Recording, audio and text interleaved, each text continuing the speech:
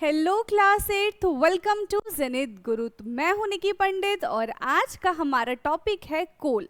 आज हम जानेंगे कोल के बारे में, कोल का फॉर्मेशन कैसे हुआ, उसकी माइनिंग कैसे होती है, कॉम्पोजिशन क्या क्या है। तो ये सारी चीज़ें रहने वाली है आज के इस लेक्चर में। ओके, स्टार्ट करें। कोल आप सबने देखा है ना। कोल को आप सबने बर्न भी किया होगा और खास करके ठंडियों के टाइम पे कोल को जला दो और उसके साथ बैठ जाओ और आराम से आग सेको, ऐसा कुछ तो किया ही होगा, है ना। So coal is a mineral of dark brown और black colour, form remains of the plants buried in the earth's crust millions of years ago। कोल कैसा होता है? ब्राउन कलर का दिखता है या फिर ब्लैक कलर का भी हो सकता है।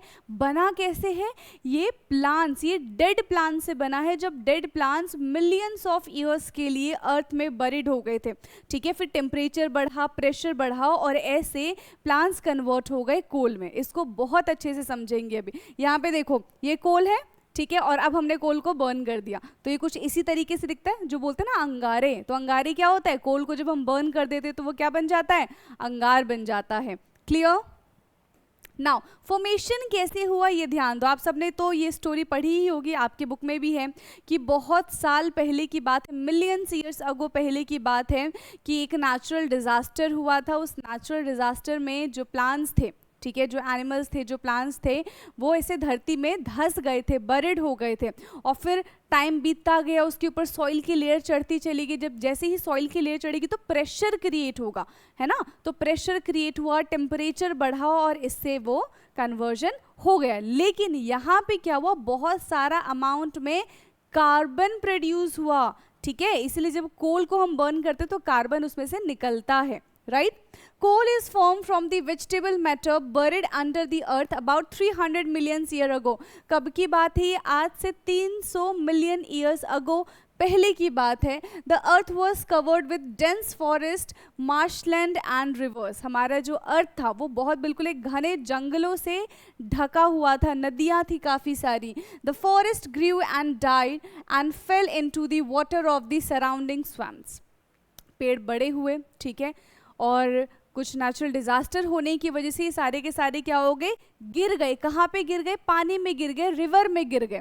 These plants were covered with tons of the earth over a period of millions of years. सालों साल दर बीतता गया, इसके ऊपर लेयर पे लेयर चढ़ती चली गई। Due to the huge pressure and temperature inside the earth, this vegetable matter got converted into coal. High pressure and temperature की वजह से ये जो वेजिटेशन था ये किस में कन्वर्ट हो गया? कोल में कन्वर्ट हो गया। And for this reason coal is known as fossil fuel. और इस रीजन की वजह से कोल को हम क्या कहते हैं? फॉसिल फ्यूल कहते हैं। And it is also a non renewable sources of energy. इसका क्या मतलब है? Non renewable sources of energy, जिसको हम रिन्यू नहीं कर सकते, ठीक है। यानी कि अगर हम इसको ज़्यादा यूज़ करेंगे तो ये खर्च भी हो सकता है, ऑफ कोर्स खर्च होगा।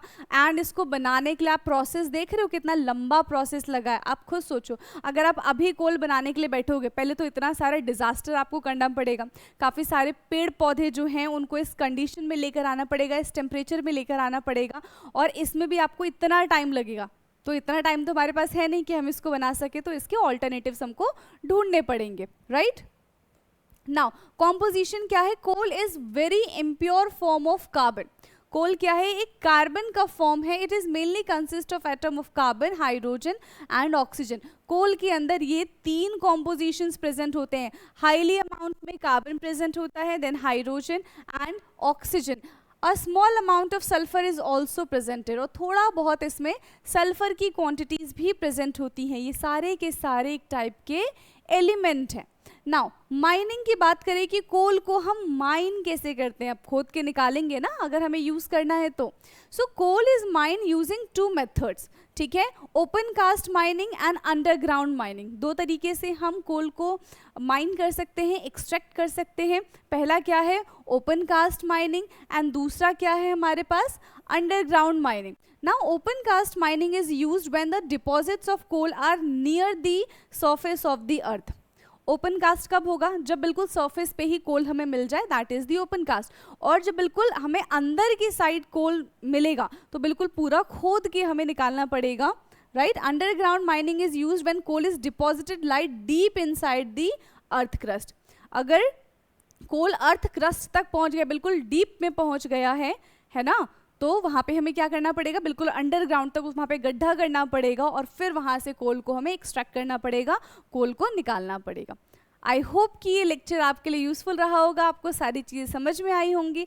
ऐसे ही यूज़फुल वीडियोस के लिए, इंटरेस्टिंग वीडियोस के लिए आप हमारे चैनल को सब्सक्राइब कर सकते हैं. बाकी मिलेंगे हम नेक्स्ट क्लास में, तब तक पढ़ते रहिए. Thank you so much.